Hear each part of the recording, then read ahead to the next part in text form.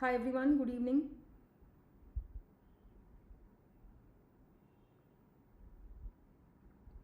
Please let me know if the audio and video are fine, then we'll start.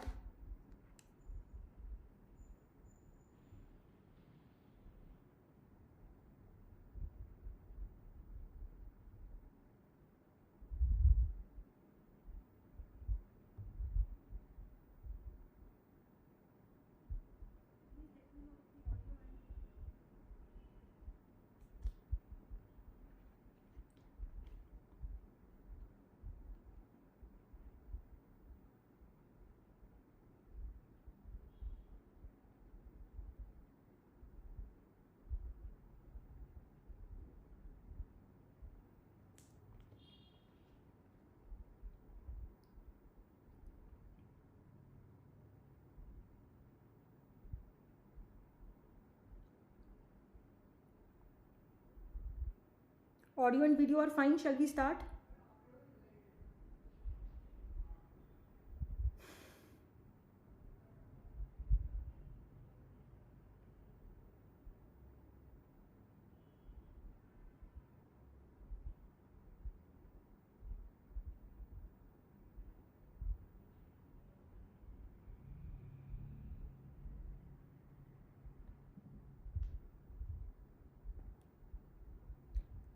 Anuj, audio and video are okay, can you please confirm? Everything is alright at my end, but please you guys also let me know if all is okay. फिर हम start करते हैं.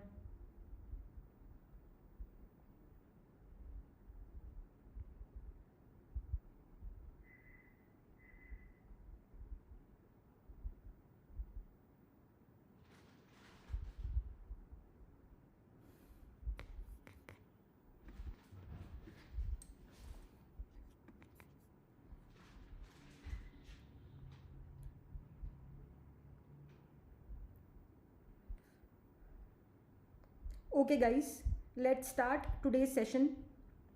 Welcome to the very first class of Immunology. This class is one of the free classes from the live batch for second MBBS students which I am taking on my own app MJMICRO. Alright, so by the way, belated holy wishes to everyone. May all your dreams come true and your life is always, peaceful, pleasant and colorful. On the occasion of Holi, we have started a discount, 20% discount using the coupon code EASY20 which is valid for till 15th March. Okay? Now the live batch has got its own perks like the WhatsApp group, free access to the microbiology practical course, alright, and the PDF availability and live doubt solving updates etc. on the WhatsApp group. So to unlock all of these perks, you have to subscribe to the batch. Download the app and subscribe to this batch. All details are there in the description of this video. And isse pehle whatever free classes from this very batch have been conducted on YouTube for free, they are there in the live section of this YouTube channel.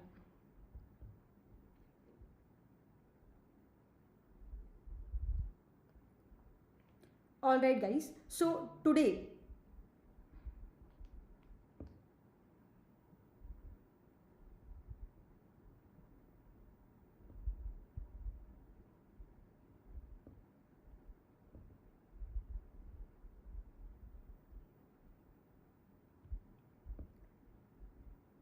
live chat is working here, everything is fine, I'm able to chat. Anuj, please try typing something in the chat box.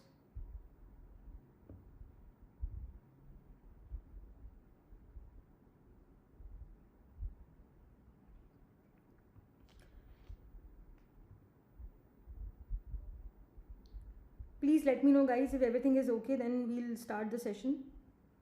Anuj, all is okay?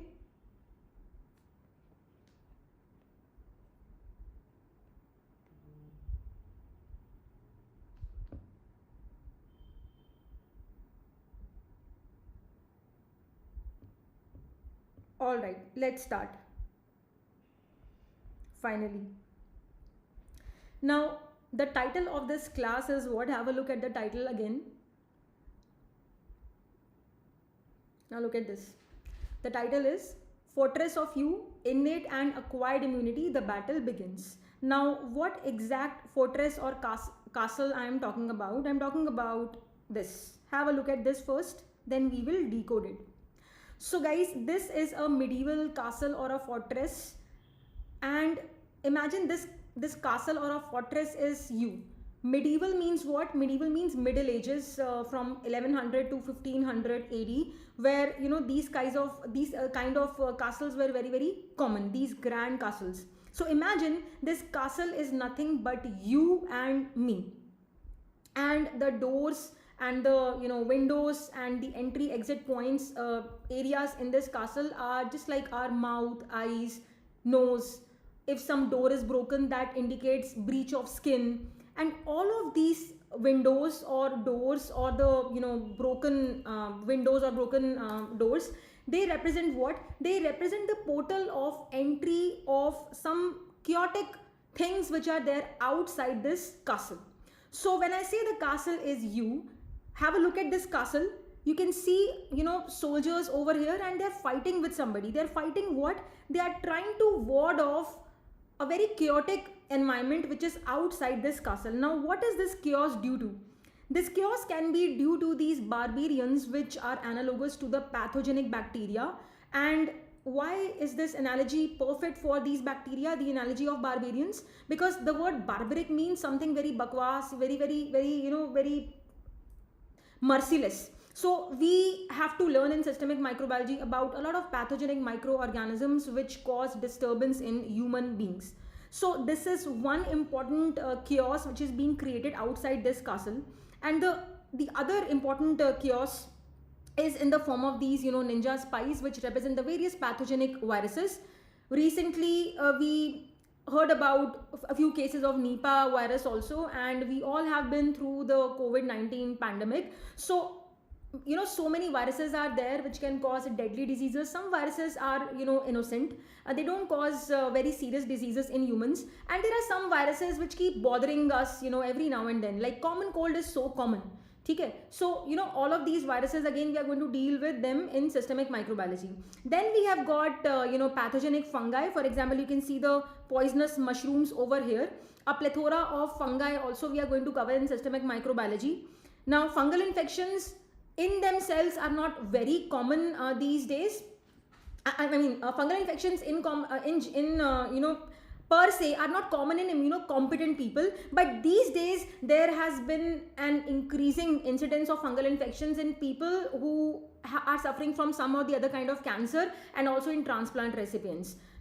Because these groups of people, that is cancer patients and transplant recipients, they are given some immunosuppressants so as to survive so as to make sure that the transplanted organ or tissue is accepted by the body, and to erode away the cancer. But the patient has to pay a price, and that price is in the form of occurrence of certain opportunistic fungal infection. So this is another chaos which one has to deal with. Basically, this castle, matlab you and me have to deal with. Then of course we have got this scary figure, the dragons in the form of various parasites, which again are of two types, helminths and protozoa. And all of this I have already discussed in the previous lectures of this batch, which I had named as the cheat codes of the big four. What are the big four for you and me, meaning medicos, the bacteria, viruses, fungi and parasite. So this is a pretty chaotic environment,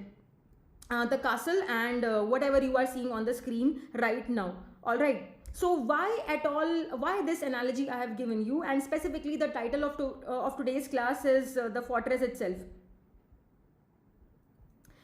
The reason is we are starting immunology today. Before I go into the immunology word per se, this castle is you, and you are sitting inside this castle. You are the king or the queen of this castle. You are leading your normal life. You are eating Maggie at 2 a.m. You are scrolling the reels. Your life is completely fine. You are not, this looks very chaotic right now, but most of the times, meaning when the immunity is fine, the immune system is doing its job properly, we don't even realize how many pathogens are being taken care of by our immune system. meaning we are exposed to these so many chaotic organisms, but we don't keep falling sick often. Why? Thanks to a competent and well functioning immune system. The chaos takes over the castle only when the immunity is jeopardized or compromised because of XYZ reason. All of that we are going to discuss later on. Alright, so sometimes in life we take certain things for granted, and one such thing is the work done by our immune system for us. And immunology is nothing but the study of how this castle is going to fight all of these chaotic organisms which I told you about, how the castle is going to differentiate between friendly microorganisms from the enemies, that is the pathogenic ones, what strategy the fortress, the soldiers which are are guarding the fortress, what strategy they are going to devise so as to ward off the enemies, so that no harm is inflicted upon the king or the queen, that is you and me, who is staying inside the castle. And also learn from an attack, meaning when a pathogen attacks somebody today, the immune system, some members of the immune system will take a learning from that attack, so that in future if that attack occurs again, the immune system is prepared in a much better way. It can deal or counter that pathogen attacking it for a second time in a much more efficient way and in a shorter span of time. All of that is part of a certain section of the immune system, which is nothing but the adaptive immunity. More on that a bit later. Okay? So immunology is nothing but how this fortress, I'm gonna write, by the way, 2 definitions. This is just for the sake of your understanding whatever I have told you just now. So we'll write an informal definition of immunology, and then I'll tell you the definition which you are supposed to write in your exams, in case you get a short question or a long question on define immunology, define immunity, types of immunity, differences between innate and acquired immunity. Okay? So immunology is nothing but the study of how the fortress or the castle recognizes the enemies or the foes, meaning the pathogenic microorganisms. Okay? Defends itself so that we don't get any harm, fights back, remember past attacks, okay, and gets stronger every time. All right, so remember, we are never ever alone. We obviously have millions of microorganisms in the form of commensal flora living with us, and immune system is extremely faithful or loyal to all of us, provided there is no reason for for jeopardized immunity. So immune system is a very loyal friend of ours, and it's very, very important that it stays loyal to us, meaning it does not start attacking our own tissues or cells, because if it does, which it does in certain situations, that condition is known as autoimmunity. Okay? So more on that in the subsequent lectures on immunology. Is this clear? Whatever I have told you so far, is this clear? Please let me know. Uske baad I'll tell you the exact definition, the exam wali definition. Kindly let me know in the chat box.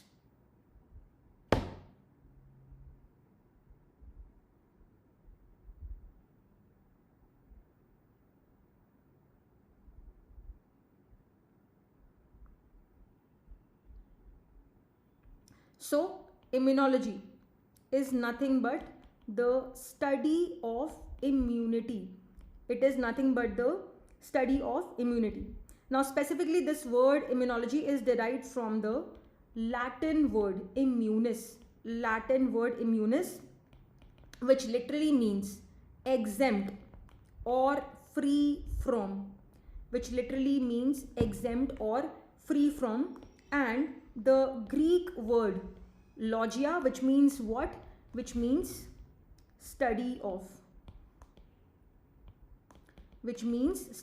So the study of immunity is nothing but immunology. This concept of the genesis of this word immunity and immunology, this concept was actually borrowed from the concept of making some individual exempt from paying taxes. Okay? and later on it was adapted in medicine or biology for our own immune system.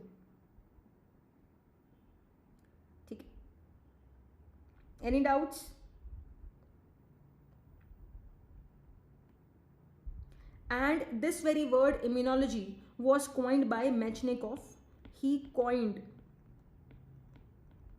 the word immunology, and we are going to talk about more on this personality. He also has got an important role in the discovery of phagocytosis. More on that in tomorrow's class. So this is the definition of immunology, study of immunity. Now what is the definition of immunity? Now immunity means resistance. It means resistance to disease development due to microbes or their products. For example, their virulence factors, for instance toxins, etc. So resistance to disease development due to microbes or their products, and this is just one part of the definition. The other important part is what? Resistance to cancer development. Let me also tell you that a very important reason for the causation of various kinds of cancers is jeopardized immunity. Okay? So if somebody's immune system goes haywire, then that person becomes prone or vulnerable to development of certain kinds of cancers also. Now look at this medieval castle I told you. Imagine there are certain soldiers who are guarding this castle. They sometimes can turn our own enemies, meaning they can turn rogue. It's just like E2 Brutus. Whoever has seen Dhurandhar, the last chapter, E2 Brutus, that is a very good analogy to understand how sometimes our own normal body cells can turn can become against us. Meaning they can turn rogue, meaning they can undergo malignant transformation. And one of the reasons behind the causation of various cancers is what? Jeopardized immunity. So good immunity just does not mean resistance to disease development by microbes alone. Good immunity also refers to resistance to cancer development. Okay? Resistance to cancer development. All right. So this is the definition of immunity which you must write in your exams. Now have a look at this. So having decoded the words immunity and immunology, next thing which we need to learn is the types of immunity. So there are two types or domains or varieties of immunity: the innate immunity and the acquired immunity, also known as adaptive immunity. So acquired and adaptive are synonyms, the two important types of immunity. Now let me ask you a question. Does good immunity mean that I'm never going to get infected? Does it mean that? Let me know in the comment section what you guys think about this question. What do you feel? Does good immunity mean that we are never going to get infected? Yes or no? Yes or no?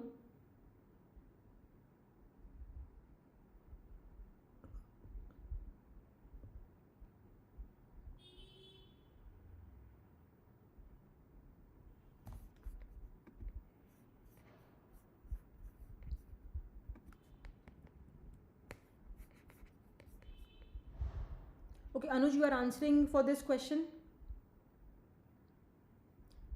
Infection तो हो सकता है but disease नहीं होगी. Fantastic. Anuj, you are absolutely right. You are absolutely right.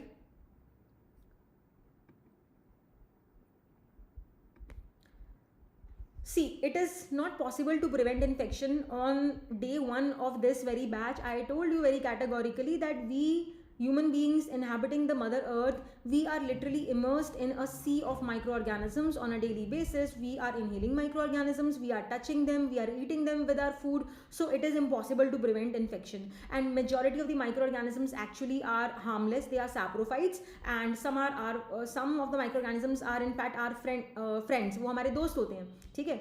So majority of them are harmless, and whatever minority are pathogenic ones.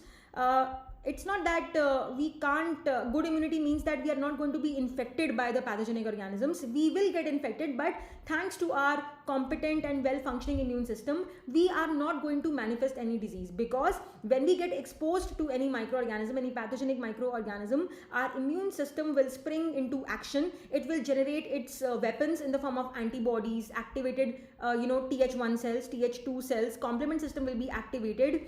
All right, and all of these will orchestrate a very good defense against that pathogen, so that we will not manifest any signs and symptoms. But let's say we give our blood sample for for the testing of certain antibodies against a pathogen which we know we are exposed to, because we are living in an area where that pathogen is common. So we just want to find out whether we are exposed to that organism or not. So one good way is to simply submit your blood sample to the lab and check for the presence of antibodies against that pathogen. If antibodies are there, that means you have been exposed, but because you don't have any signs and symptoms, it means that the antibodies were produced in a robust fashion, which which countered or neutralized the organism, and that is why precisely there are no signs and symptoms. Okay, so does good immunity mean that I am never going to get infected? Absolutely no, absolutely no.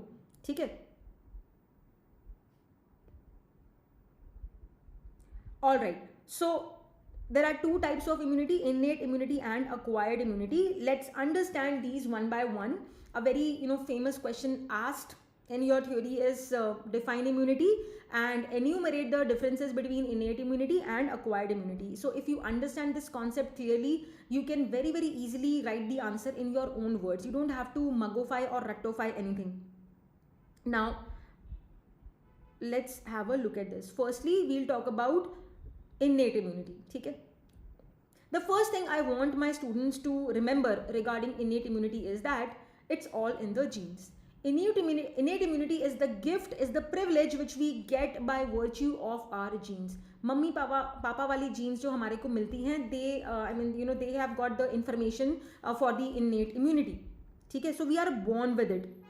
So innate immunity is something which is built in. We are born with it. We are born with it. It is because of our genetic or constitutional makeup. Our genetic or constitutional makeup. ठीक है? Now, because we at the outset of this class I told you about this fortress. Now let me take analogies from this diagram only to understand various aspects of innate immunity. Now first and foremost, I want you all to notice your own walls. I mean, the castle represents you and me, and the castle has got these stone walls, and very strong these walls are. So the thick stone walls which the castle has, they represent what? They represent the mechanical barriers. They represent the mechanical barriers. So one important component of the innate immunity are the mechanical barriers. So these mechanical barriers, as the name implies, they are going to pose a barrier to the entry of microorganisms into our body. Okay? So the types of mechanical barriers which you need to know about include skin and mucous membranes. Okay? Skin and mucous membranes.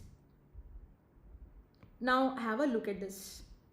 Now this slide has got two meanings, a metaphorical meaning and a literal meaning in the context of immunology and immunity. ठीक है? Metaphorical तो क्या है? Sometimes people try to put you down, but you have to show them that you have thick skin and you're not going to be deterred by whatever they are telling you. Okay? So that is an important metaphorical meaning of this statement, having thick skin. In certain situations we should maintain that stance about ourselves, all right, just to maintain our own mental peace. Now the literal meaning of this statement, having thick skin, it makes sense in the context of immunology. Kyun? Skin is a very good, as I said, skin is a very good mechanical barrier. It prevents the literal entry of microorganisms into our body.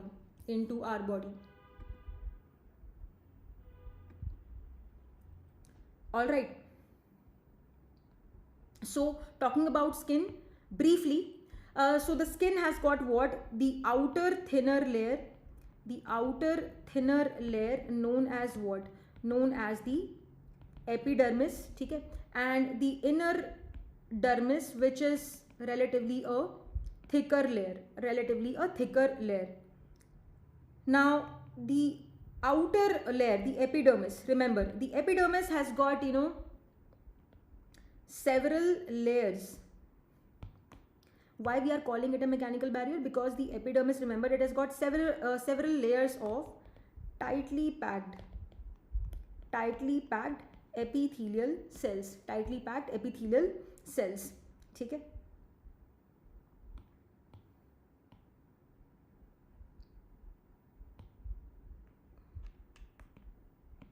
And remember, the outer epidermal layer जो है ना, it contains what? It contains dead cells, and it is made up of, it is also filled with a waterproof protein called as keratin. So the outer epidermal layer जो है, it has got dead cells plus keratin. ठीक है? It's a protein, it's a waterproof protein. All right. Now अगर हम dermis की बात करें,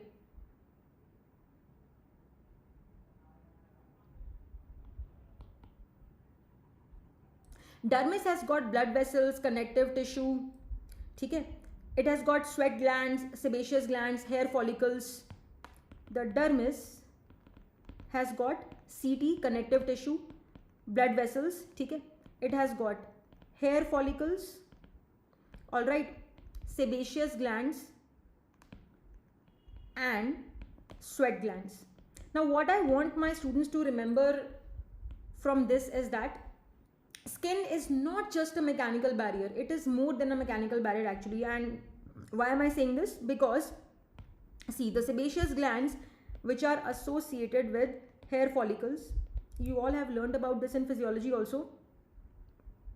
These sebaceous glands, which are associated with hair follicles, they produce what? They produce an oily secretion, जिसको क्या बोलते हैं? Sebum.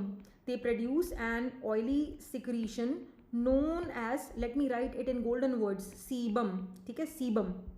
Now the sebum, it has got what? It has got lactic acid. ठीक है? Lactic acid and fatty acids. It has got lactic acid and fatty acids. ठीक है? And it is these acids which are responsible for maintaining the skin pH in a certain range. And what is that range? 3 to 5. 3 to 5. All right.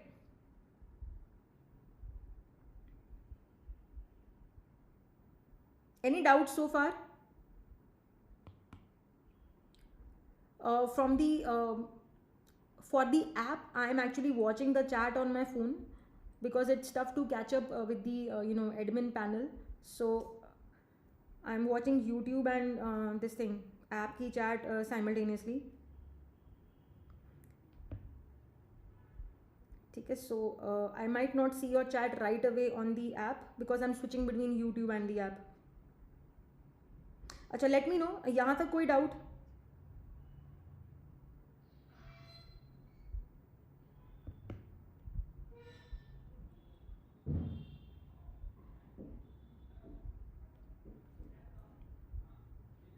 Okay, so skin, what have I told you? Broadly 2 layers I have told you. Of course, in dermatology you will learn about skin in a lot more detail, its associated diseases, etc.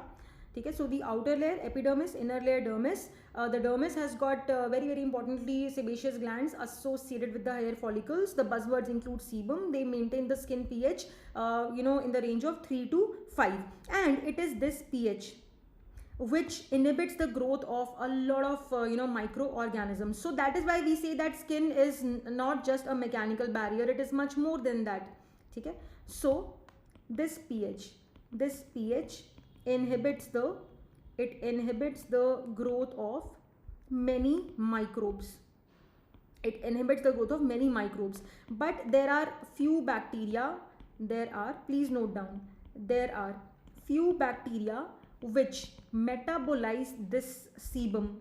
they metabolize the sebum being produced by the sebaceous glands, okay, and they live as what? They live as skin commensals. They live as skin commensals, and they have got the potential to produce acne, okay. They sometimes can cause, sometimes these bacteria can cause acne also, okay, acne. So this is about the barrier nature of the skin. And skin we have categorized under what? It's a kind of mechanical barrier, and remember, mechanical barriers are an important component of the innate immunity, the kind of immunity which we are born with. It is by virtue of our genetic or constitutional makeup. Now have a look at this. Breaks in the skin, when they happen, you must have heard about, you know, certain infections being common in people who are suffering from burns, है ना? So you know, breaks in the skin, be it burns or any other reason, breaks in the skin because of scratches, wounds, abrasions or burns, they are obvious routes of infection, because now the barrier is breached. Unfortunately, they are the obvious routes of infection. So if this barrier is breached, the individual becomes prone to the entry of microorganisms, okay. And that's not all. The skin may also be, please note down, the skin may also be penetrated by the biting insects. A variety of, you know, biting insects, जैसे कि mosquitoes, mites, ticks. For example, we are going to learn about a very very important mosquito borne disease, malaria, in you know, serious and bloodstream infections, okay.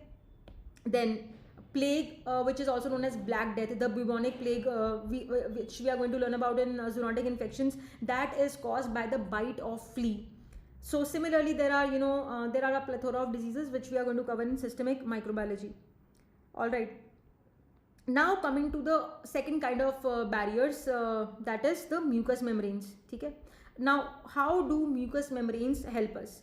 Remember, the conjunctivae, the gastrointestinal tract, urogenital tract, and of course the respiratory tract. All of these, all are lined by what? Let me use the short form MM for mucous membrane. They are lined by mucous membrane, but don't write please this short form MM in your exams, ठीक है, वहाँ पे full form लिखना, ठीक है. So all of these sites are lined by mucous membranes, and not by the dry protective skin which covers the exterior of the body, ठीक है. So these mucous membranes जो होती है ना, they have got an outer epithelial layer, and the underlying layer of CT, matlab connective tissue. All right. See, even though there, you know, there are certain pathogens which do bind to the mucous membrane and they go on to cause disease, but that does not happen in all the cases. Many a times we have got our own mechanisms which are working at the level of mucous membrane, because of which we are protected against a lot of infections, okay. So at the level of the mucous membrane, there are certain non-specific defenses in function or operation which protect us. For example, saliva, tears, saliva in the mouth, you know, tears, and the mucus secretions. What is their role? All of these they act to wash out the invaders. And that is why, you know, there is a condition called as Sjogren's syndrome, which is characterized by dry mouth and dry eyes, which makes that patient prone to a lot of infections. You'll learn more on that, more about that disease in medicine, okay. So all of these, they act to wash out the invaders. Plus this is not just a mechanical thing which they are doing. All of these saliva, tears, mucus secretions, they also have certain kind of, you know, antibacterial and, write down, antiviral substances antibacterial and antiviral substances. ठीक है. Then there is also a liquid called as mucus. Now let's learn about that. Mucous membrane से how can we forget about mucus? So a viscous fluid known as what? A viscous fluid known as mucus is secreted by what? Secreted by the epithelial cells. Secreted by the epithelial cells of the that is the mucous membrane. It entraps the foreign microbes. So let's say if we are eating something which is not very hygienic, we are relishing on some roadside chatpata food which has got some microorganisms. This pathogenic microorganism which is there in our food, it can be very easily trapped in most of the cases by this viscous fluid called as mucus. Okay? And in the lower respiratory tract, we have got another kind of defense when we talk about when we talk about mucous membrane.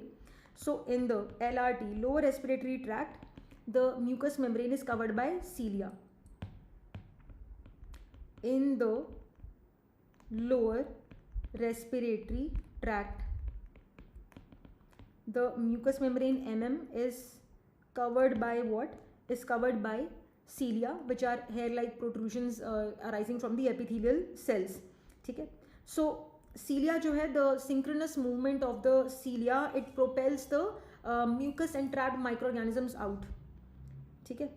So let us write this also. The synchronous movement, cilia are nothing but organs of locomotion only, है ना? The synchronous movement of the cilia does what? It propels the mucus entrapped, meaning whatever is has been entrapped in the mucus, in the viscous fluid. The synchronous movement of the cilia propels the mucus entrapped microbes out of the respiratory tract. ठीक है? Out of the respiratory tract. Any doubts so far?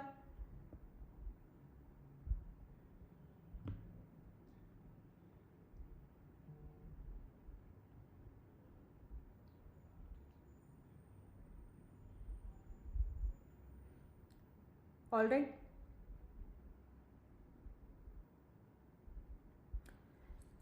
Okay, so let's go back to our castle. So I've told you about the barriers. The walls of the castle are analogous to the mechanical barriers in the form of skin and mucous membrane. Now let me tell you another interesting thing about these medieval castles. So what used to happen in the medieval times, some extremely hot oil, boiling oil was used as a method of defense. That boiling oil was poured from the top, so that what if somebody is trying to climb this castle, that person will not be able to do so. Okay, so let's use this analogy to understand what else what other components are there in the innate immunity. So the analogy which you all should remember is the boiling oil poured from the battlements. So ubalta bolta garam garam nasty oil. So what does this mean? It means stomach acidity. Okay? The gastric pH is in the range of 2 to 3. All right. It includes also lysozyme. It also includes what? It also includes the acidic vaginal pH. All right. So all of these components are they have got either the feature of extreme acidity. Remember, extremes of a pH are detrimental to microorganisms. All right. Then lysozyme has got the ability to break down the bacterial cell wall, and the vaginal pH is acidic by virtue of certain bacilli, certain organisms, which will make sure that the vaginal area is protected against invasion by the pathogenic microorganisms. So all of these are the boiling oil analogy is a good way to remember all of these things which are detrimental to microorganisms. So let's decode these one by one. Firstly, the stomach acid. It's a blessing, it's a very very important blessing that the stomach acid, the stomach is acidic. Yahan pe the pH is acidic. Why? Because of this very reason, whatever nonsense microorganisms which we are eating along with our food, they will be taken care of at this level only. So the extreme acidic pH of the stomach will kill the organisms, the microorganisms which we might happen to ingest along with our food. All right, so it destroys, the stomach acid destroys most of the swallowed, it destroys most of the swallowed microbes, most of them. And that is why food poisoning needs a very very high dose of microorganisms. Okay? So therefore food poisoning needs usually a very high dose, of the pathogens in most of the cases. Of course there are certain exceptions.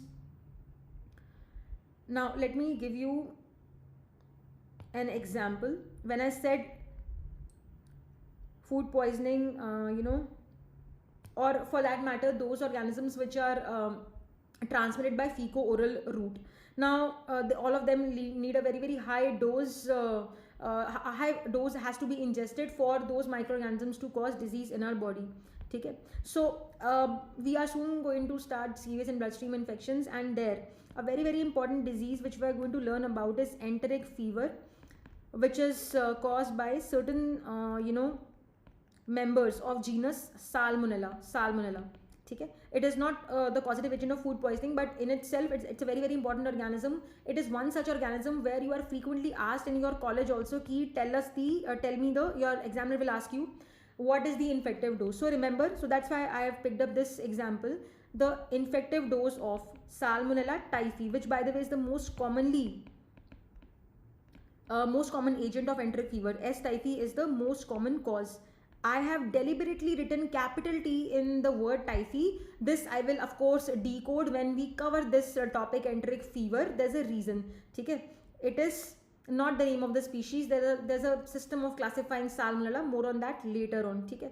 So S. typhi, which is the most common cause of enteric fever, and that is why in India we keep on saying what? We hardly ever say enteric fever kisi ko ho gaya. What is the usual name of the disease which we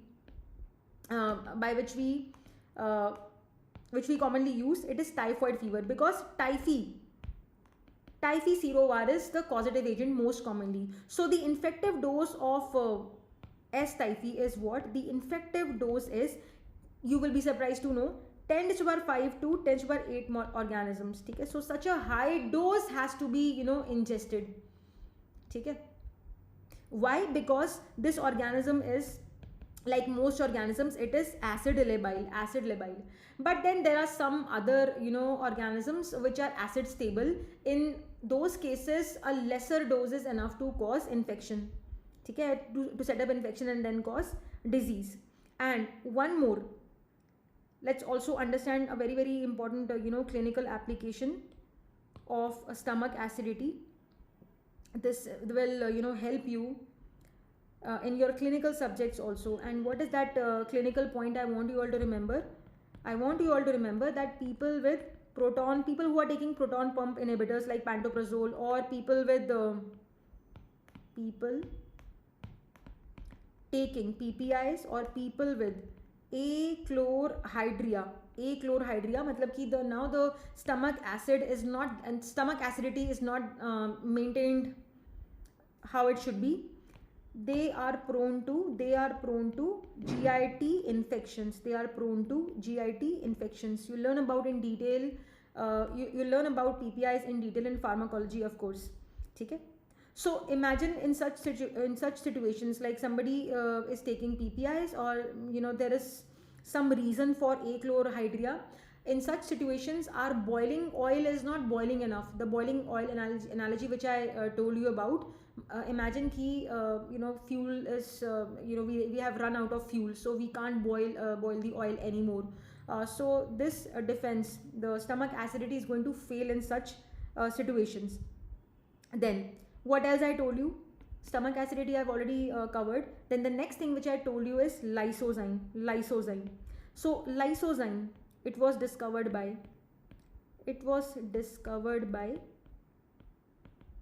Alexander Fleming. We are going to cover it in subsequent classes, in a bit more detail. For now, just remember that it has got a very important action on the bacterial cell wall, especially the gram-positive bacterial cell wall. It is going to break down the bacterial cell wall mercilessly, ruthlessly. Okay? So it was discovered by Alexander Fleming, and it is present in tears, it is present in saliva, okay, mucus, in many body secretions it is present. Okay? So it breaks down what? It breaks down the bacterial cell wall. You all know by now that it is made up of peptidoglycan. It breaks down the peptidoglycan cell wall of bacteria. And I've covered this in great detail in bacterial cell anatomy lecture, that if the peptidoglycan cell wall is not there, then the bacteria will die of osmotic burst. So this is of course detrimental to, this lysozyme is very, very detrimental to bacteria. Okay? So the closing line about lysozyme, the closing line on this for this slide, let's write it. The eyes, your eyes and my eyes, they cry lysozyme constantly, and the saliva bathes our mouth 24/7. That is why, a few minutes back I told you about a condition called as Sjogren's syndrome, which is characterized by dry eyes and dry mouth, making that patient of Sjogren's syndrome prone to a lot of infections. Okay? Then next thing I told you about is the acidic vaginal pH. The acidic vaginal pH is because of what? Is because of lactobacilli, also known as Doderlein bacilli. See, extremes of pH definitely is detrimental to most of the microorganisms, but there are certain microorganisms, there are certain bacteria which are thick skinned, just like us, meaning they are not going to be deterred by extreme acidity. For instance, this fellow, lactobacilli, or also known as Doderlein bacilli, named after the individual who discovered them. The individual's name was Doderlein, and I have done quite some time back, I did a very short reel on lactobacilli, which I'm gonna share today in my Insta story. So please check out my Insta story tonight after the class. Okay, and just watch that reel. Lactobacilli, Doderlein bacilli, they maintain the acidic vaginal pH. Okay, so this acidic pH is detrimental. It is detrimental to most of the pathogens. So it protects vaginal health. Okay? Because of some reason, when some alteration occurs in the vaginal flora, then then it becomes a problem. For instance, we are going to learn in genitourinary infections about an entity, namely bacterial vaginosis. It is not vaginitis, it is vaginosis. That means alteration in bacterial flora, alteration in the vaginal flora. What alteration is there? The lactobacilli which should be there, their number becomes less. So lactobacilli decrease, and some other bacteria, they increase in number. So more on that of course later on when we take up this topic. Any doubts so far? Any doubts?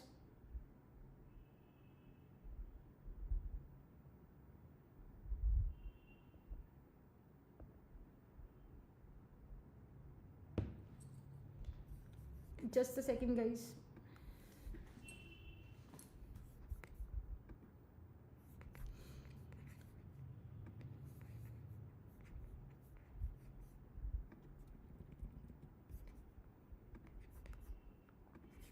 Okay, any doubts?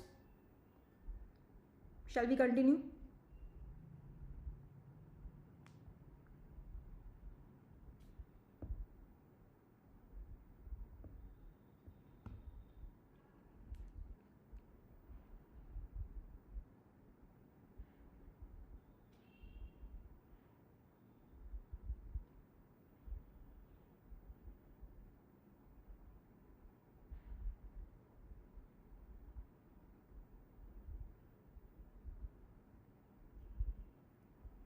Okay, so the boiling oil poured from the battlements, a good analogy to remember these three very important members of our innate immunity: the acidity of the stomach, the lysozyme, and the acidic vaginal pH.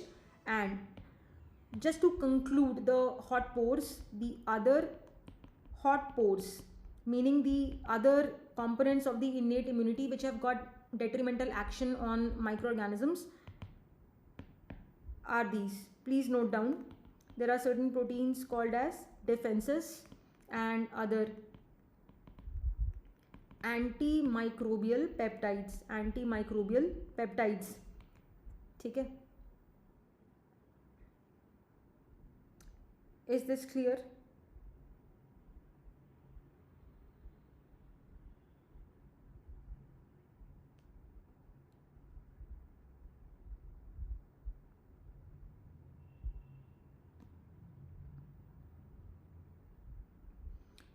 So look at this. अच्छा 1 minute. Any doubts? यहाँ तक कोई doubts? Let me know please. नहीं तो हम आगे बढ़ते हैं.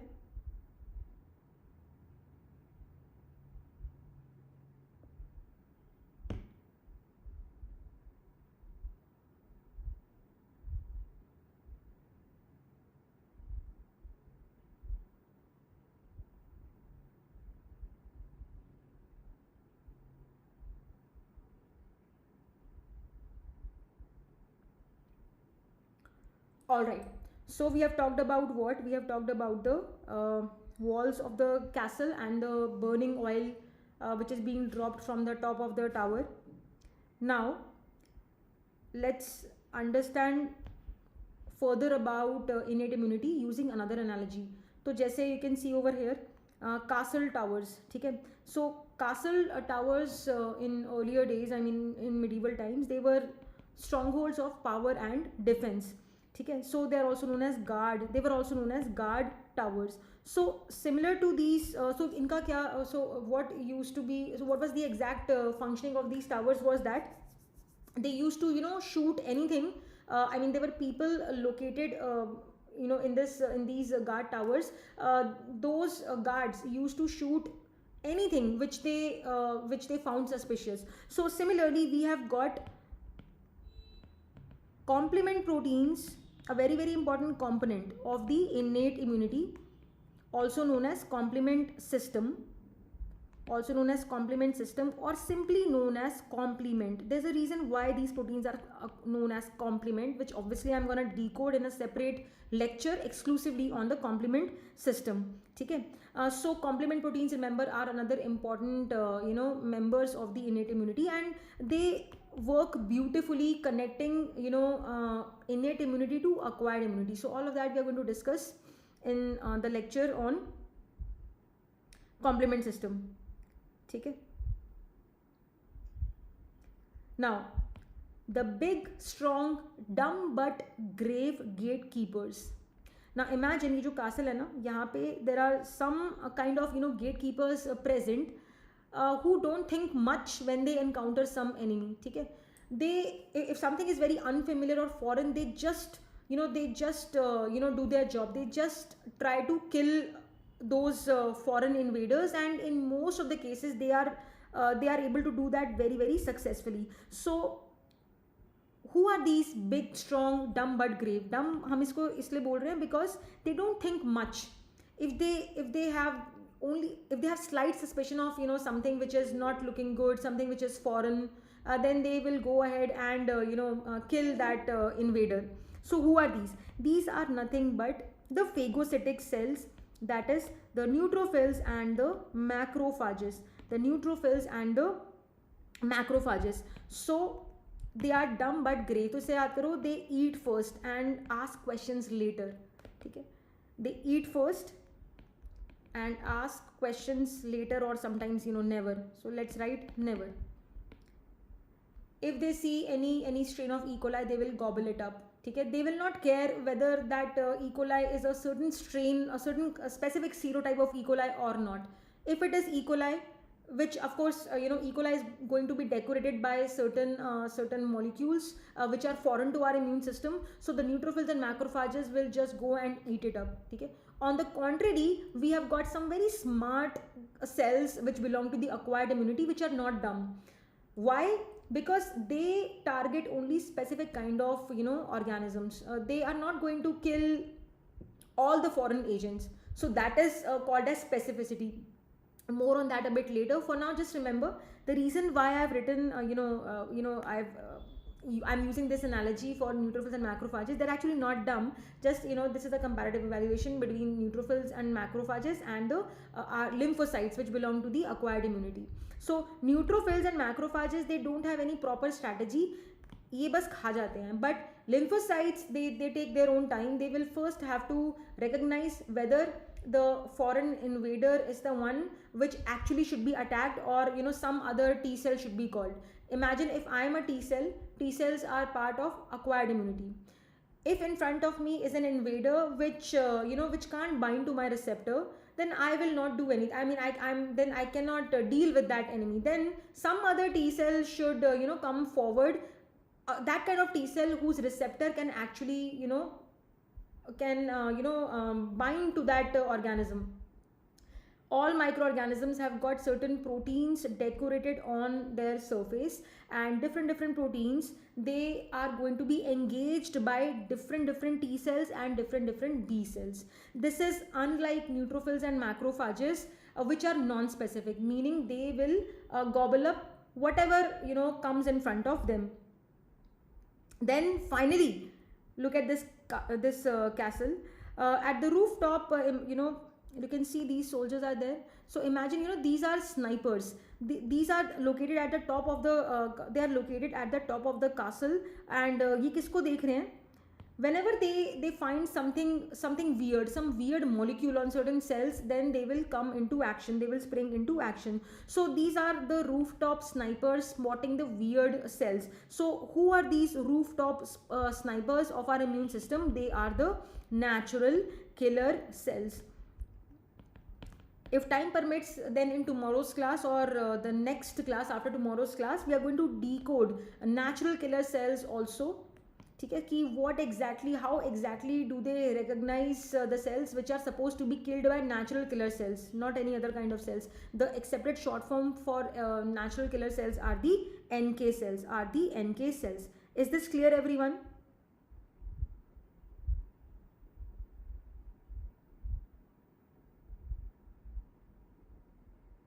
Shall we proceed?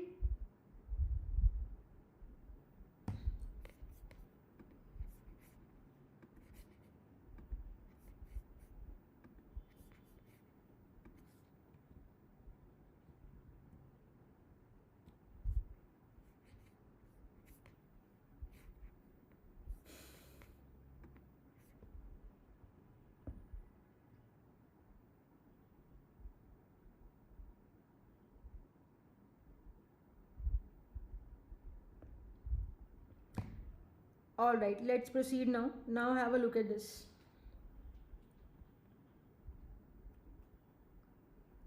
So you can see some blue spherical structures. They are very sad, and I want you all to please notice something which is decorated on its surface.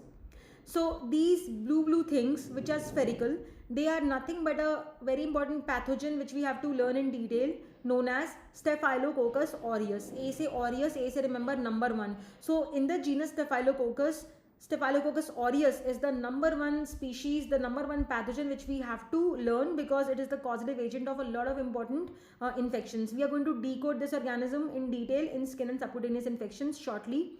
Okay? Now look at this now. Now also you can see some gram positive cocci, spherical cocci they are, and they also have got the same kind of molecule, that pinkish dot which I have drawn. They also are decorated with the same kind of molecule on their surface. So what is this? So these are the gram positive spherical cocci arranged in chains. In the beginning classes of this batch, I had decoded the word streptococcus. Strepto means chains. So cocci, the spherical cocci, the gram positive spherical cocci arranged in chains, they belong to the genus Streptococcus. And a very important pathogen, rather the most important pathogen which we have to learn in Streptococcus chapter is pyogenes. Okay, so a fundamental difference between these two bacterial genera, the two S's which you have to learn in detail for your exams are staph and strepto. Okay, so you can see a common molecule I have drawn, on both these pathogens. Now look at this. Who is this fellow? This is another coccus which is not spherical. It is oval in shape and arranged at an angle to each other.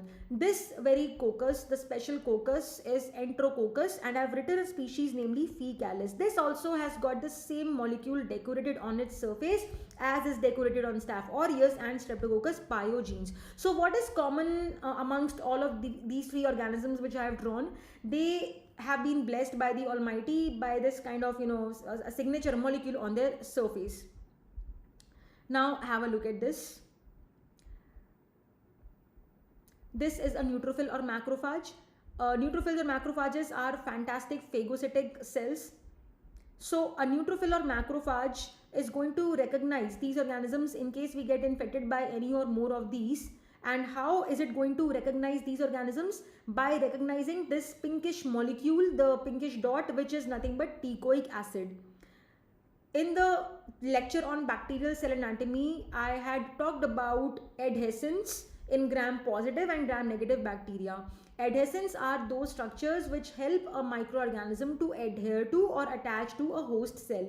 The adhesents which are there in gram positive bacteria, they are known as teichoic acids. Okay, so all of these are what? These are gram positive bacteria, and by virtue of being gram positive bacteria, they all possess teichoic acid, and it is this teichoic acid which neutrophil or macrophage is going to recognize. The neutrophil or the macrophage does not know who is Staph aureus, who is Streptococcus pyogenes, who is Enterococcus faecalis, and it doesn't really matter also. As long as it is able to recognize some foreign molecule shared by these organisms, then our purpose is served. And these cells, neutrophils and macrophages, they are fantastic killer cells. Okay, so they do their job of phagocytosis pretty well. All right, so what I'm trying to say from this slide is that the neutrophils or the neutrophils and macrophages, which are members of the innate immunity, they recognize certain molecule which is shared by a wide variety of organisms. For instance, teichoic acid is there in so many gram positive organisms, 3 of which I have drawn on this slide. Okay, so even though these cells are not able to decipher ki kaun sa organism kaun sa hai, I mean kaun sa Staph aureus hai, which one is Strep pyogenes, still they are able to target. So they are very non-specific. Similarly, these cells, neutrophils and macrophages, they will be able to recognize a wide variety of gram negative organisms by virtue of the presence of some molecule which is there in all gram negative organisms. For example, LPS, that is endotoxin, lipopolysaccharide, that is endotoxin, which we have decoded in detail in bacterial cell anatomy. So LPS is there in Klebsiella, it is there in E. coli, and so many other gram negative organisms. So neutrophils and macrophages can recognize all of these gram negative organisms simply by detecting the presence of LPS. It will not come to know whether the organism in front of it is E. coli or Klebsiella. It does not care, and we also should not care, because as long as the foreign organism is being targeted and killed by the neutrophil or macrophage, we are happy. Any doubts?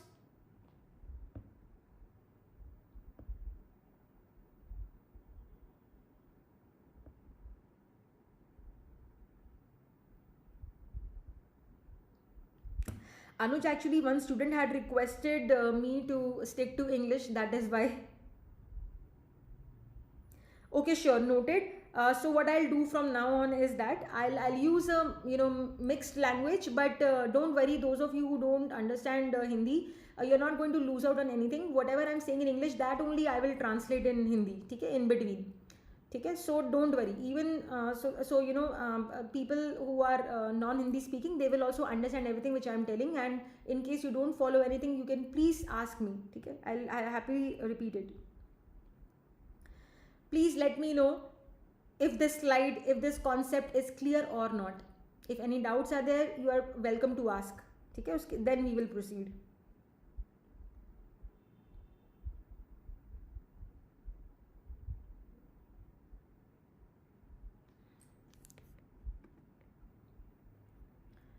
Actually I had drawn this cell ना, ये अभी screen पे ऐसे लग रहा है, but I had drawn this in green color, but I think there is some setting in the OBS जिसकी वजह से the green color is looking so dark. Anyways, shall we proceed?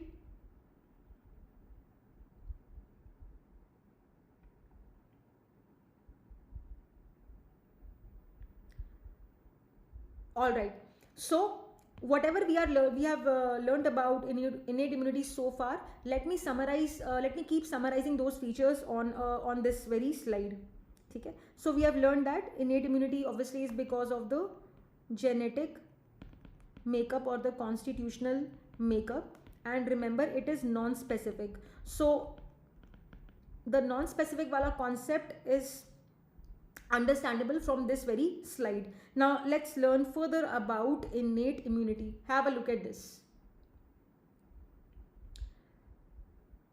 This is the first exposure to this very pathogen, and let's say this is a neutrophil and macrophage belonging to certain host, and the host body the host body में कौन enter कर रहा है? This red fellow, ठीक है, this organism.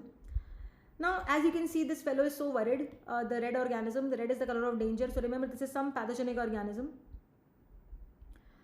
and this organism when it encounters the neutrophil or macrophage, neutrophil या macrophage उसका encounter कर देगा, ठीक है. Okay, so the neutrophil या macrophage is successfully is able to successfully bring about the or do the encounter, ठीक है, as if it's a policeman, इसने इसका encounter कर दिया, ठीक है. तो ये क्या explain कर रहा है? Oops, I am doomed, ठीक है. Why? Because neutrophil और macrophage by nature is a phagocytic cell, ठीक है. And let's assume this neutrophil macrophage obviously it is able to recognize some molecule on this organism which is foreign to the host body, so that is why this organism, red organism, is going to be targeted. And let's assume that the time taken to kill this fellow is 15 minutes. This is just a random number I have taken, okay. Now let's take another scenario where this same host maybe a few weeks or months later gets infected by the same organism, meaning अभी हम what we are talking about, second exposure, ठीक है. So that host is getting exposed to the same organism, but once more, second time. So neutrophils and macrophages again they will have the similar thought process as before. What was the thought process? The pathogen was thinking, oops, I am doomed. Why? Because it is in front of it is present this encounter करने वाला cell, neutrophil and macrophage. And neutrophil and macrophage also the same thought process. It still is thinking कि भाई this is new. It is not able to remember that this red organism entered the body of its host previously also. इसको याद वाद कुछ नहीं आ रहा, सब भूल गया ये. And this time, मतलब second exposure के time पे भी the time taken to kill is 15 minutes. So what I am trying to emphasize from these two slides is the fact that innate immunity does not have memory. No matter how many times a certain pathogen enters a host body, the members or the cells of the innate immune system will take the same amount of time to counter that pathogen. Okay? Is this clear? So this is another important feature of innate immunity, that it does not have memory. It does not have memory. अच्छा guys, अब मैं गायब हो जाऊंगी just for a few seconds. I want to play a video for all of you, but to be able to play it, I have to play it on the laptop and the iPad so that you can hear the sound. So for that I will have to disappear for a moment. Please let me know in the chat box if you're able to hear the hear the audio also. So चलो मैं 2 minute के लिए गायब होती हूँ.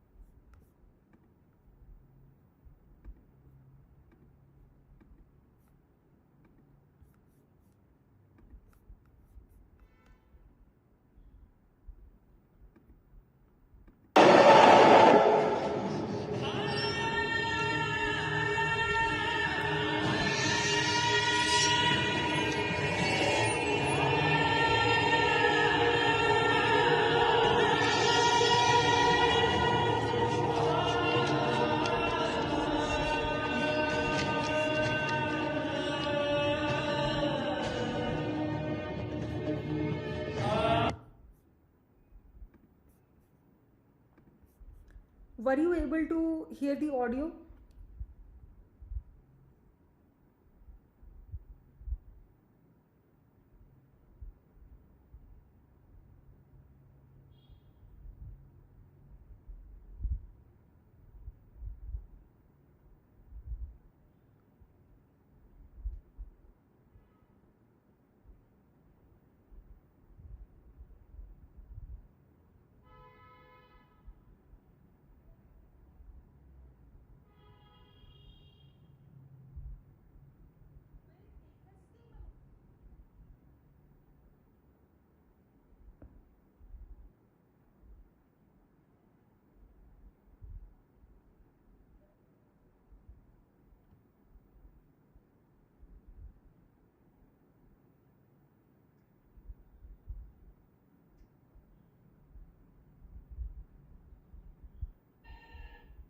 Okay, audio was there.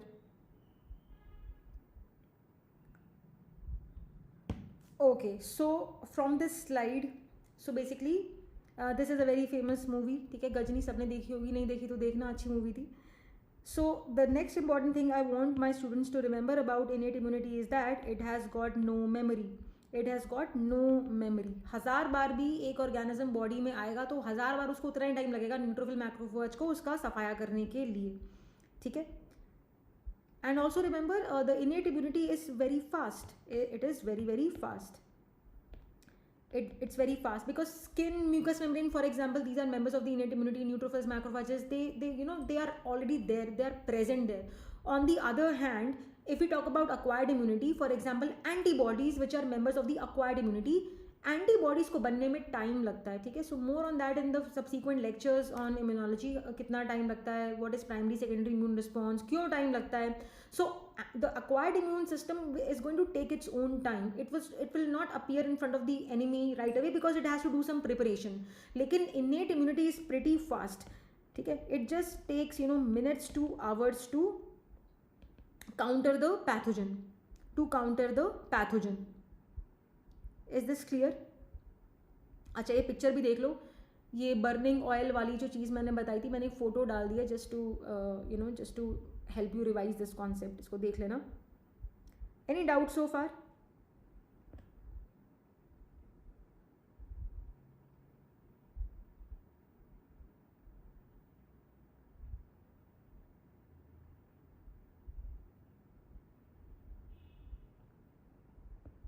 ठीक है.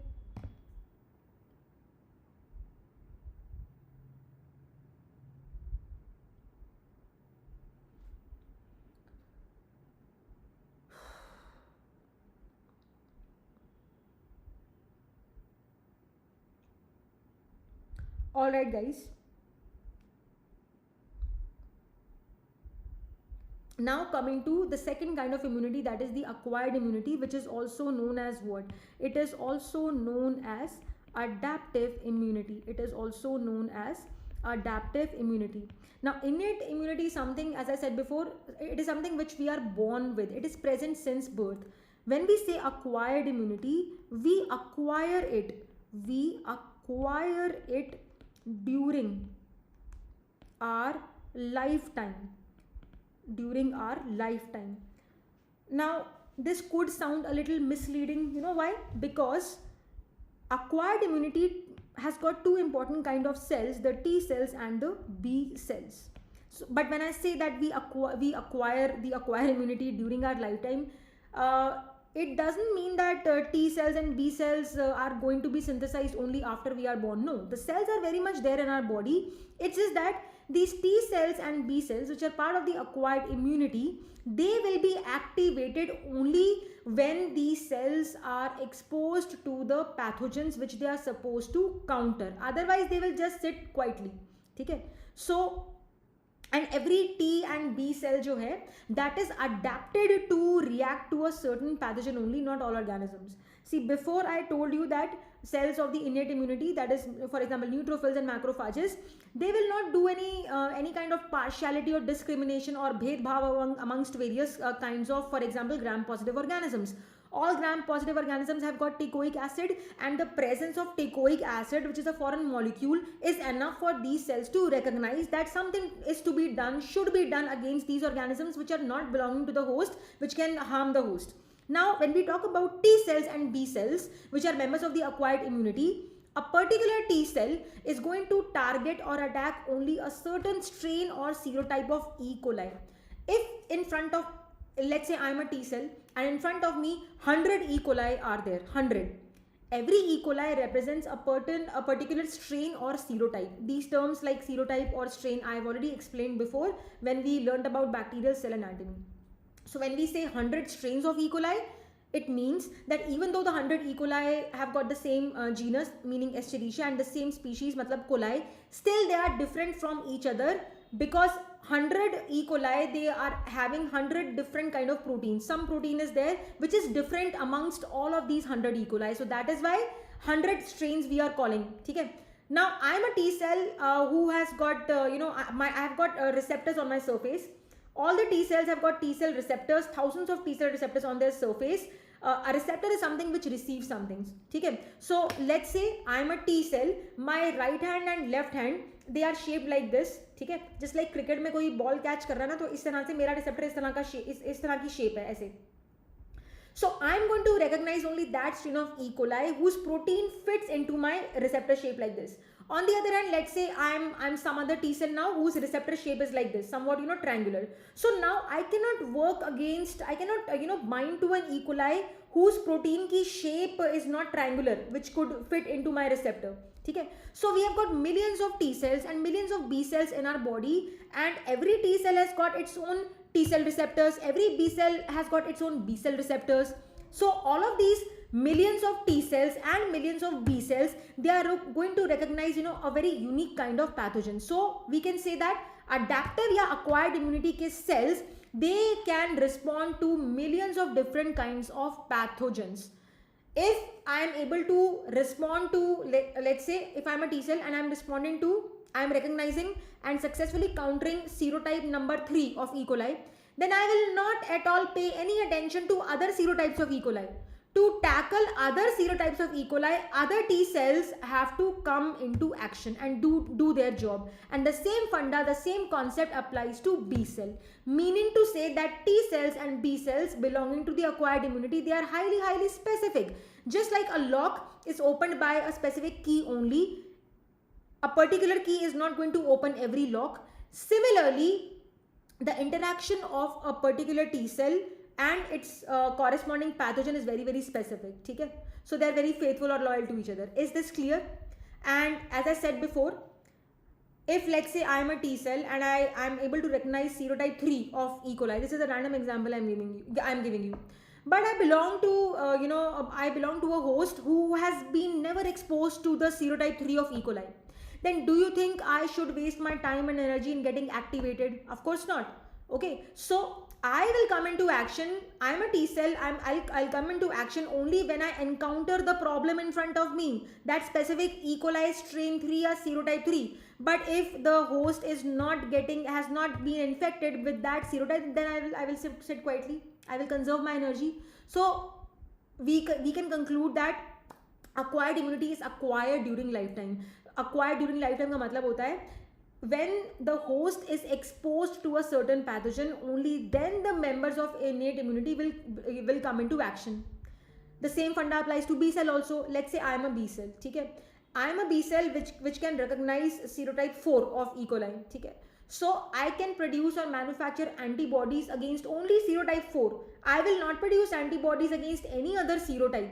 So these antibodies are going to be produced only when I am exposed to the infection, I am exposed to the microorganism. So the immune response, the acquired immune response is a function of exposure to the microorganisms. लेकिन इसको compare करो with skin and mucous membrane, वो तो हमेशा ही present है.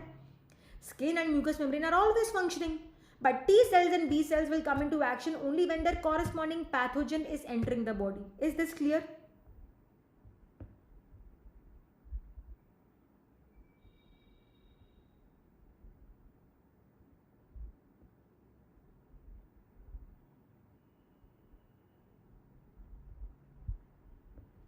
Is this clear, guys? ठीक है. So let me first enumerate the members of the acquired immunity. So the acquired immunity consists of what, certain kind of detectives. Detectives का क्या मतलब है?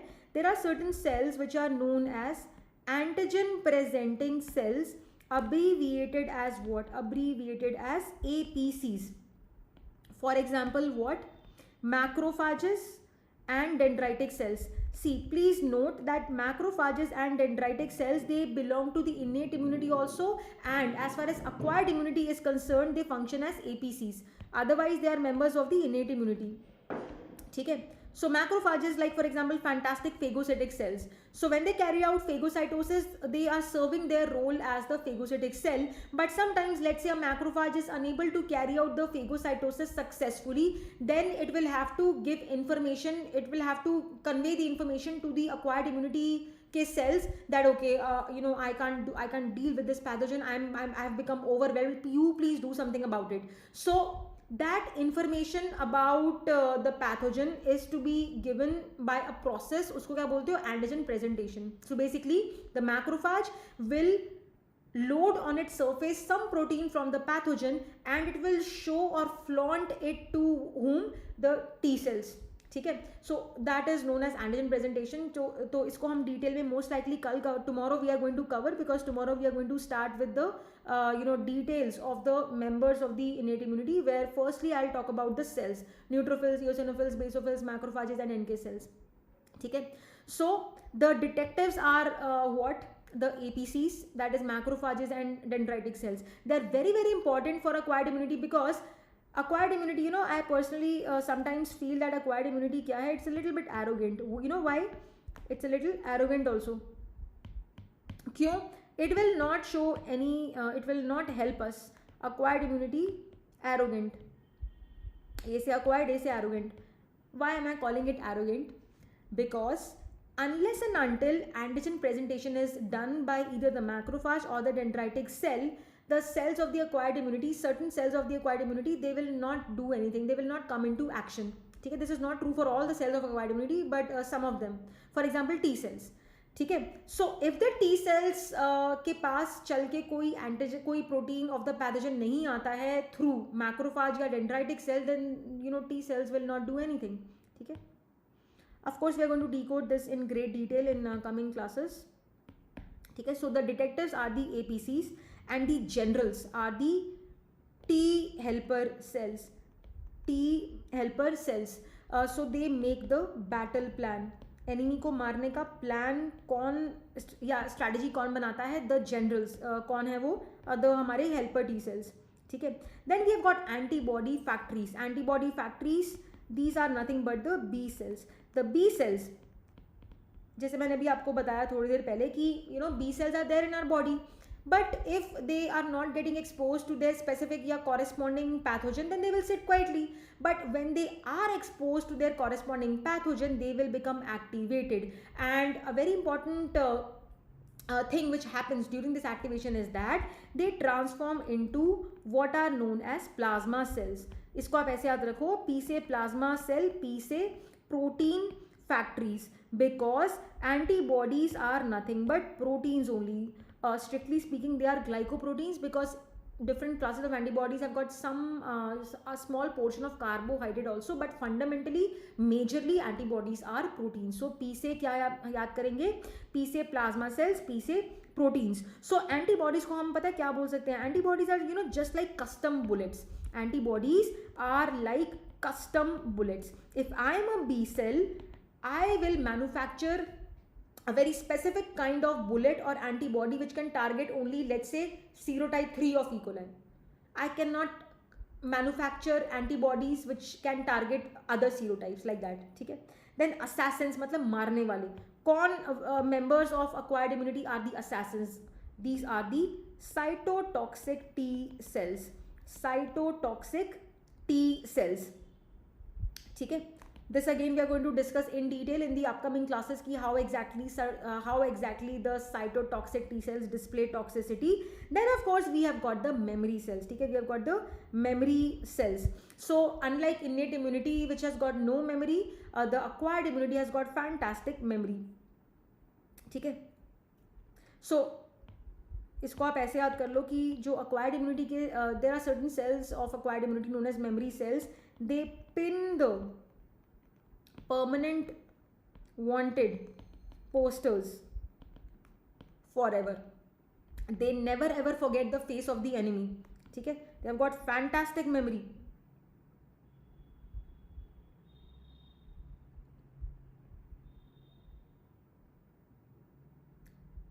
All right, now I'm gonna play another video for which I will have to become gayab just for a minute.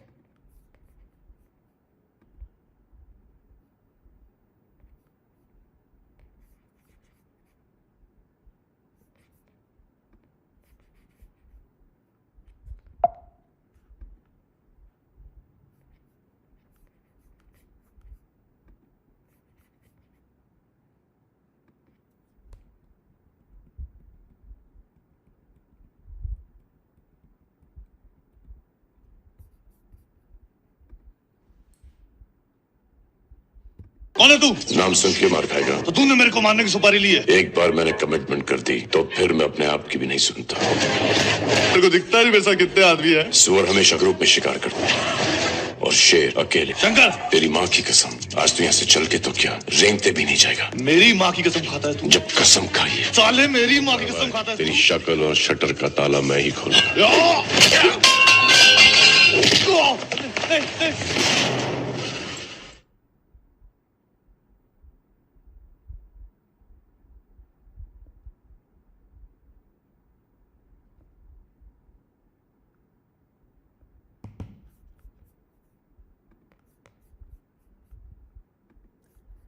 I guess this was pretty self-explanatory. The concept of memory I told you.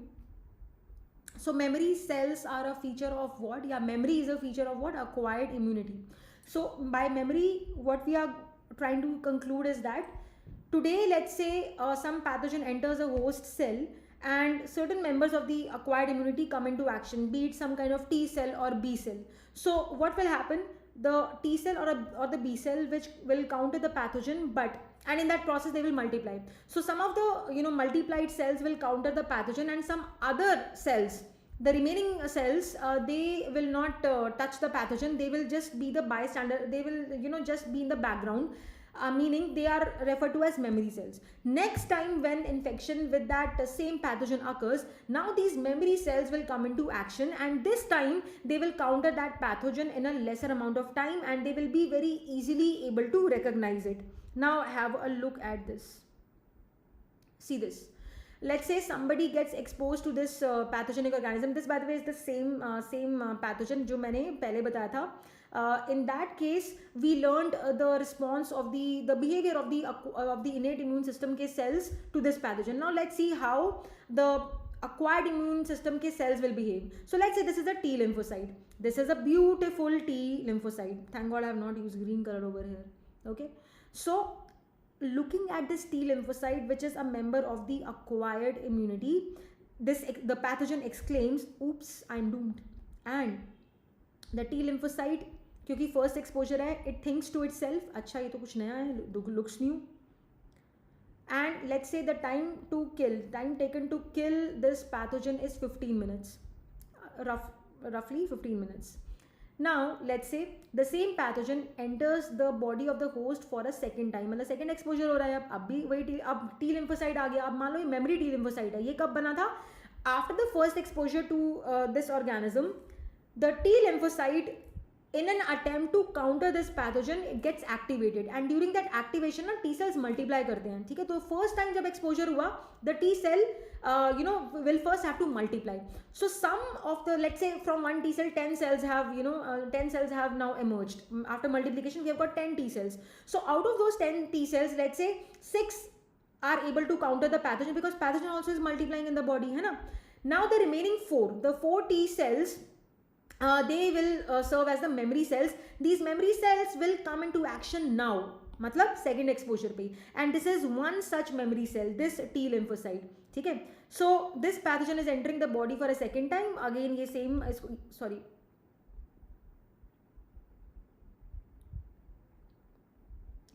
ये अब same dialogue अपने अपने मन में सोचता है, oops I am doomed। और अब ये देखो, अब ये क्या सोच रहा है, T lymphocyte looks familiar। क्यों?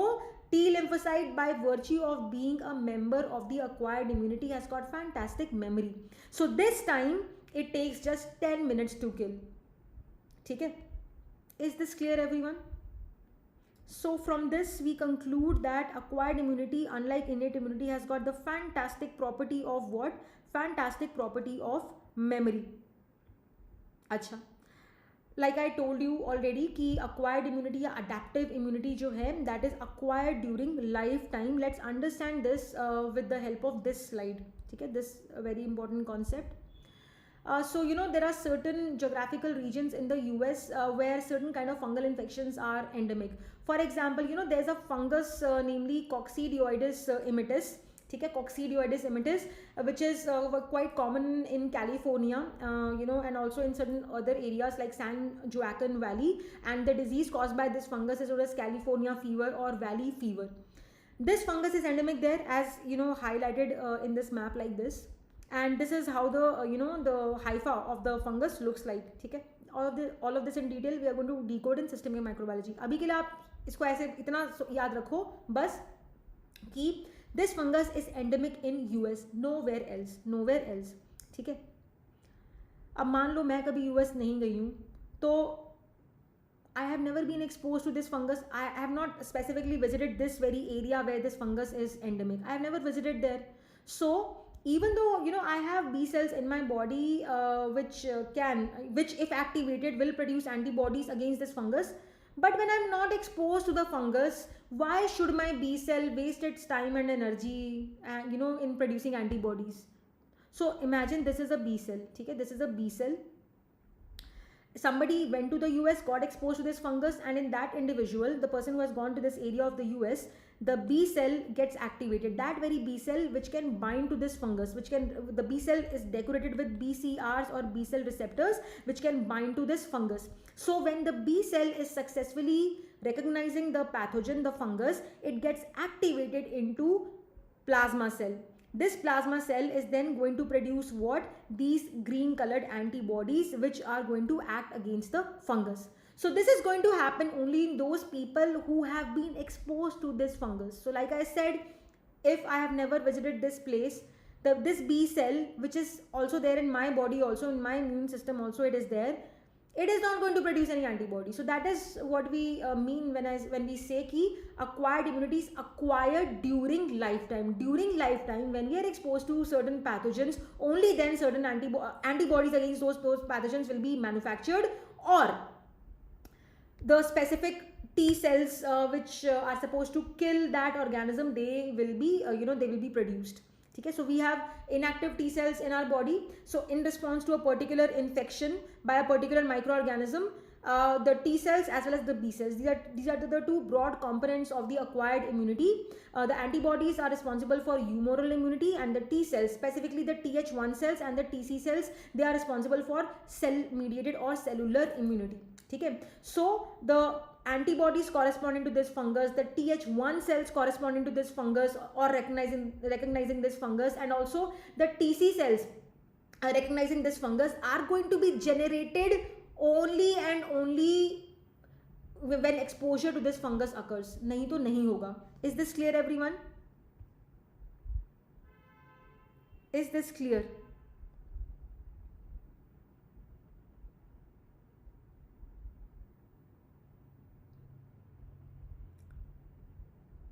ठीक है, so remember the key features। what have I told you about acquired immunity?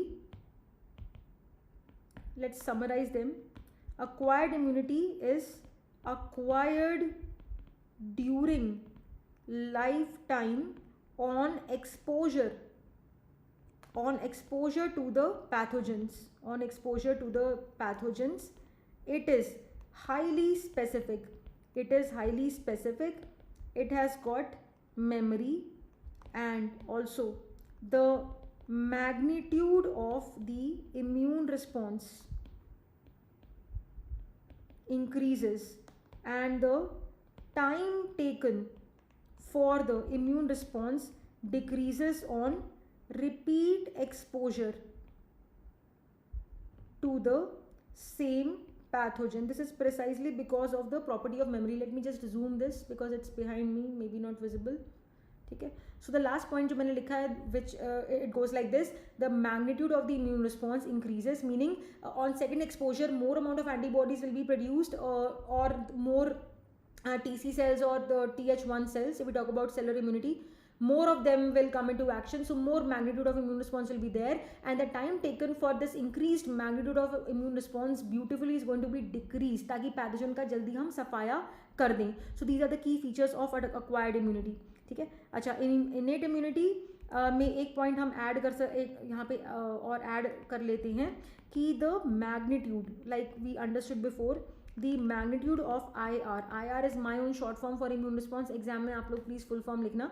The magnitude of immune response and the time taken for immune response are the same on every exposure to a certain pathogen, on every exposure to a certain pathogen. Is this clear, everyone?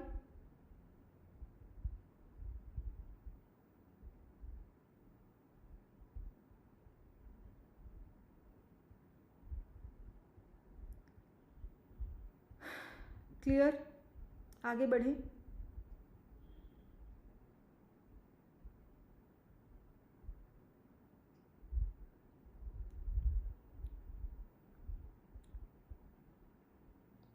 एक और analogy देख लो फटाफट से, फिर हम इसको summarise करेंगे.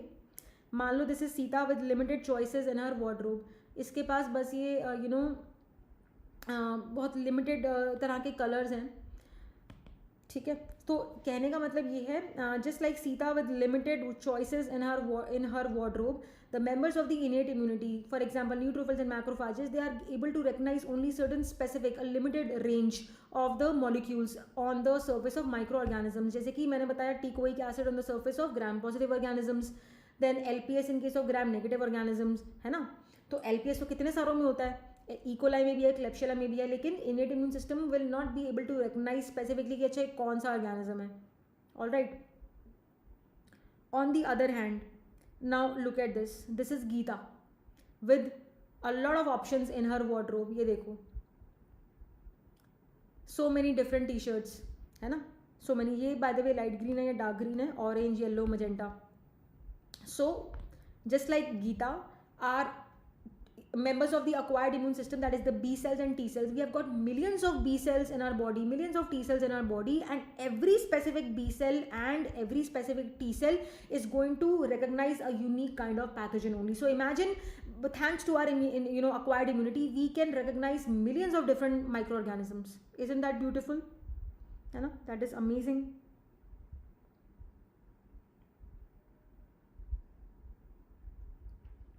ठीक है.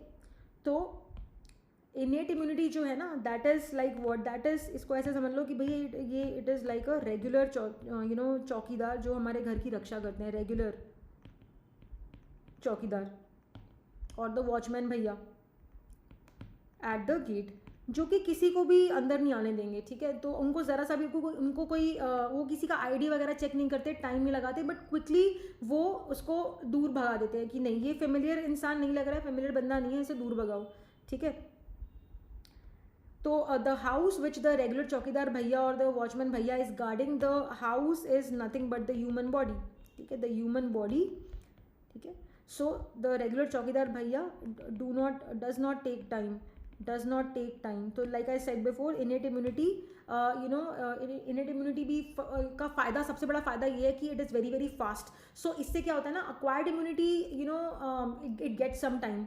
In the subsequent classes of immunology, I'll tell you कि भाई there is certain amount of time needed to manufacture antibodies. There is time needed to manufacture the activated T cells in the form of Th1 cells, Th2 and other subsets of T cells. इन चीज़ों में time लगता है. तो acquired immunity को time लगता है. तो by the time acquired immunity सब प्रिपरेशन कर रही है, इमीडिएट जो मुसीबत सर पे खड़ी है, होस्ट सेल को जो तंग कर रही है, तो वहाँ पे इनेट इम्यूनिटी काम आती है. So please don't think that because acquired immunity जो है that is very specific, it has got memory, it is superior to innate immunity. No, there is no question of being superior or inferior. Both are equally important for us, equally important. Imagine if somebody is suffering from neutropenia. Neutrophils are members of the innate immunity.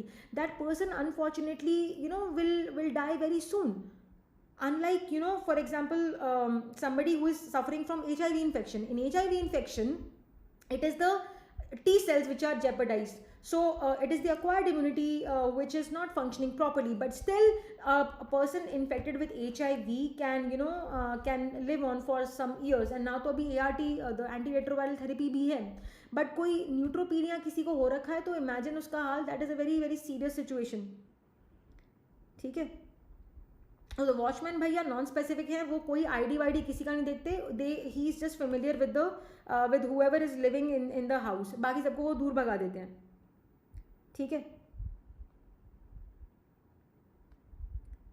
लेकिन जो हमारी acquired immunity है ना, acquired immunity जो है that is like a very very smart CID inspector, a very smart CID inspector. ठीक है. और some local police detective. Imagine करो घर में चोरी हो गई, चौकीदार भैया बेचारे संभाल नहीं सके. Like I said before, sometimes in certain infections the innate immune system might fail. The macrophages or the neutrophils, they might just fail. So macrophages, being the antigen presenting cells, they have to convey the information to the acquired immune system के cells, for example T cells, कि भाई मुझसे संभल नहीं पा रहा है, तुम please थोड़ी हेल्प करो, नहीं तो हमारा होस्ट का बेचारे का बेड़ा गर्क हो जाएगा. कहने का मतलब ये है कि when the चौकीदार could not stop a theft in the house, then the matter has to be reported to some smart CID inspector who will come and inspect the house, collect evidence. ठीक है. collect evidence and he will try to make a sketch also of the thief. उसके जगह जगह poster वो लगाएगा. तो इन सब चीज़ों में टाइम लग रहा है ना, तो वही तो अक्वायर्ड इम्यूनिटी में टाइम लगता है. ठीक है. सो अक्वायर्ड इम्यूनिटी से टाइम टेकिंग थिंग. लेकिन जब ये सारा काम स्मार्ट CID इंस्पेक्टर कर लेगा, तब चोर को पकड़ना बहुत इजी हो जाएगा. मतलब कि सक्सेसफुली जो चोर पहले चोरी करके भाग गया था चौकीदार को धोखा देकर, अब वो स्मार्ट CID इंस्पेक्टर से नहीं बचने वाला है. सो in so many situations when the innate immunity fails, the acquired immunity protects us. Is this clear everyone? Is this clear everyone?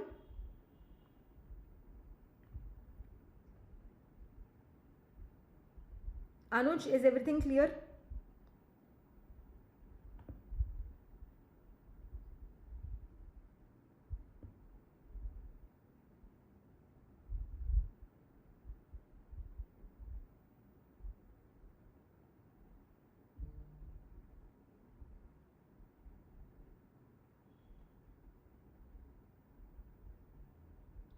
Okay, great. Now have a look at this and answer this question. देखो, do identical twins have the same innate immunity? Answer बताओ पहले. Do identical twins have the same innate immunity? Yes or no? Just write yes or no, please.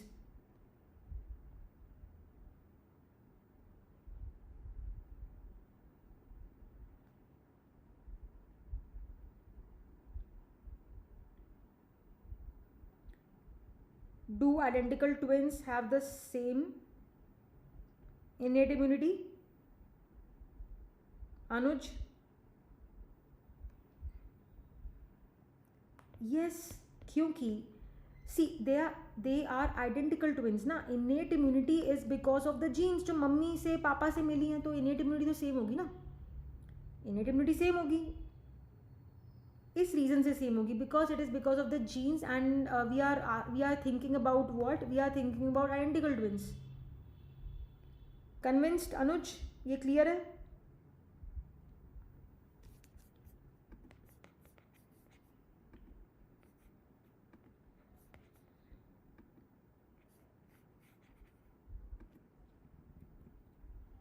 Convince now? Okay great. अब इसका answer बताओ. Do identical twins have the same, okay, I'm sorry, this should be acquired, have the same acquired immunity? Do identical twins have the same acquired immunity?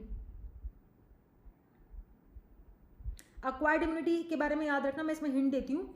Acquired immunity जो है that depends on the exposure to a pathogen. If I am exposed to a certain organism, only then I will manufacture the weapons of the acquired immunity, meaning antibodies or activated T cells. No, of course not. Very good.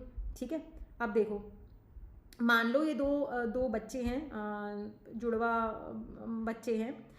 अब ये दोनों identical twins हो गए. ठीक है, अब इसमें से ना एक का प्लान है कि एक बच्चा यूएस जाएगा बड़ा होकर, एंड वहाँ पे वो इंजीनियरिंग परस्यू करेगा, और दूसरा इंडिया में रहेगा, वो डॉक्टर बनेगा. अब जो यूएस जा रहा है, that person will be expose to the organisms which are endemic in the US, and that is why अभी सिस्टमिक माइक्रो में मैं आपको बताऊंगी कि एपिडेमियोलॉजी कितनी इंपॉर्टेंट है. कई बार क्लिनिकल विनेट्स आते हैं एंट्रेंस में, या अभी तो कॉलेज में भी आपको क्लिनिकल विनेट्स आने शुरू हो गए हैं कई कॉलेजेस में. So you should know where the patient is coming from. Epidemiology becomes very important. ठीक है, वेस्टर्न वर्ल्ड में TB is not common. US में, इंडिया में तो घर की बात है. Our country unfortunately is the capital of TB. कितना कॉमन है यहाँ पे टीबी इंडिया में. ठीक है, and the twin who is going to stay in India and pursue medicine, that twin is going to be exposed to the organisms prevalent in India, है ना. So obviously the identical twins will have different acquired immunity. अब दोनों साथ में रस्सी बांध के थोड़ी हर जगह जाते रहेंगे दोनों बच्चे, है ना. तो they will go depending on where they are going, तो they will be exposed to different kind of microorganisms. Yes, very good Anuj. Exactly, acquired immunity depends on the environment. किस एनवायरनमेंट में इंसान जा रहा है, वहाँ पे कौन से ऑर्गेनिजम्स हैं. ठीक है, चलो बढ़िया है.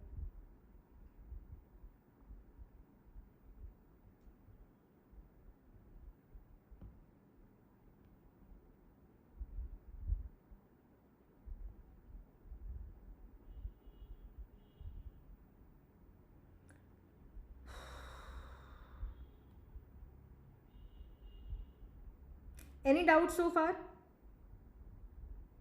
Any doubts?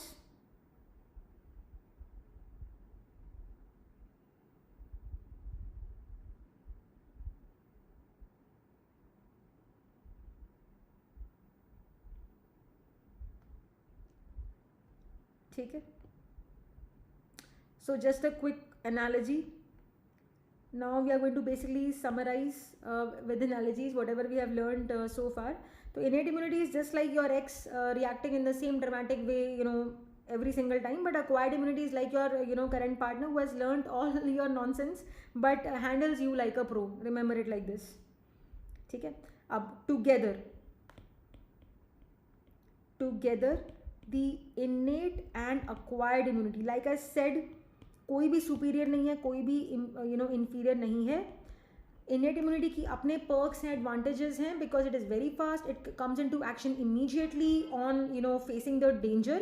Acquired immunity के पास वो privilege नहीं है, उसको time लगता है अपने tools prepare करने के लिए.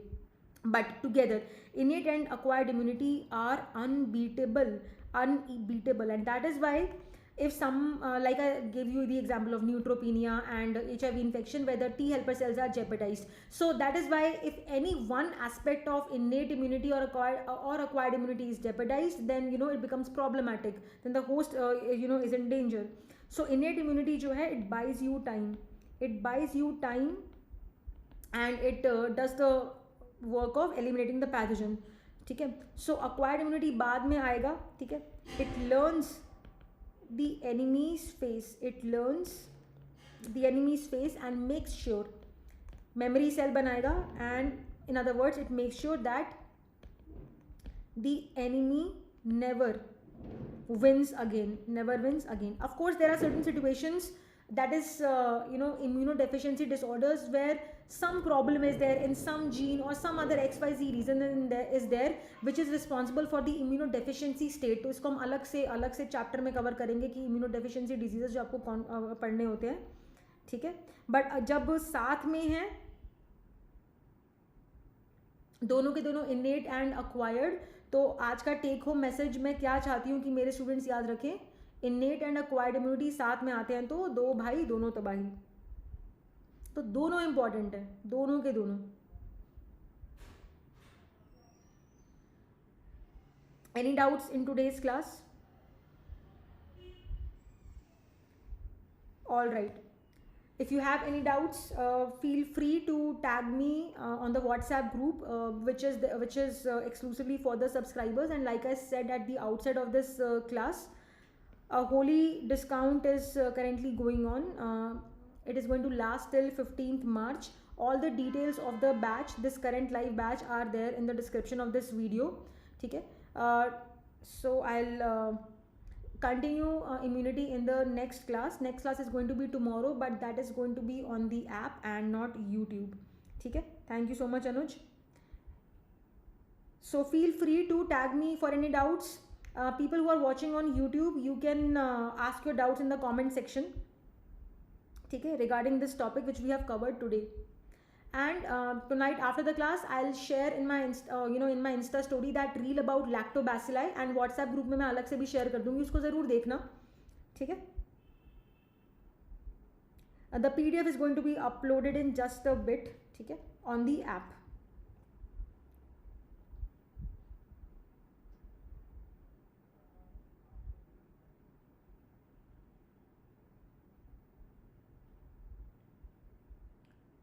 Okay, I guess no doubts, guys. So thank you so much for your time and attention. I hope the concepts about innate and acquired immunity, their role in our body, are clear to all of you. And tomorrow we are going to start with the members of the innate immunity, the neutrophils, eosinophils, basophils, NK cells and macrophages, depending on कितना हम कल की class में cover कर पाते हैं, ठीक है? All right, take care everyone.